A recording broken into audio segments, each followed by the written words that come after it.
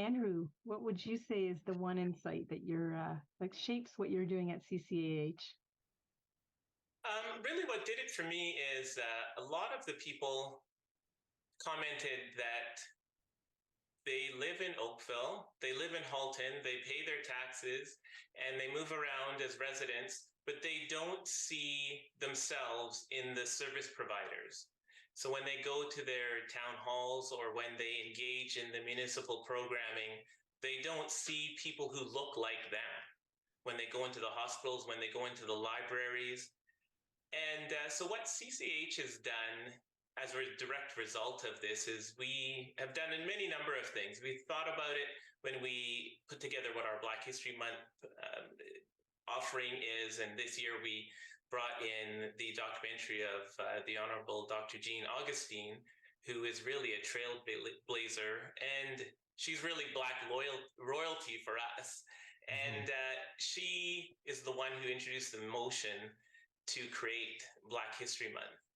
And we brought in her documentary to show that she overcame different hurdles. She started out as an immigrant in the federal government's assistance program that brought people from the Caribbean, and she rose to being a teacher, a valued educator, and then she went on to being an elected representative and somebody who really made a difference. But we also brought in, we used a report to go to the town of Oakville and say, we would like to put together a camp that is only made up of Black, Indigenous, and people of color, their children, to support their families. Wouldn't it be a gift to the community to have a day camp where people go to and they're not just one of 40 kids that are Black or brown or Indigenous, but all of the kids in that camp look like them.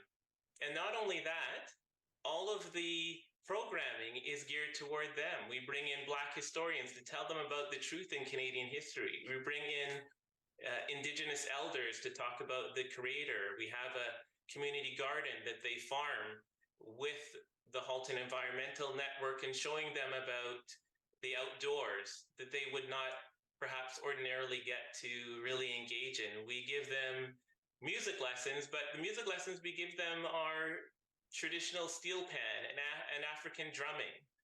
So we really engaged the community to say, what is it that you would look like? What is it that a day camp would look like that you would really like to send your children to? And another thing that they said is, all of the day camp counselors should reflect the kids that are in the day camp.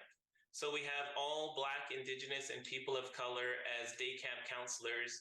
All the volunteers are Black, Indigenous, and people of color.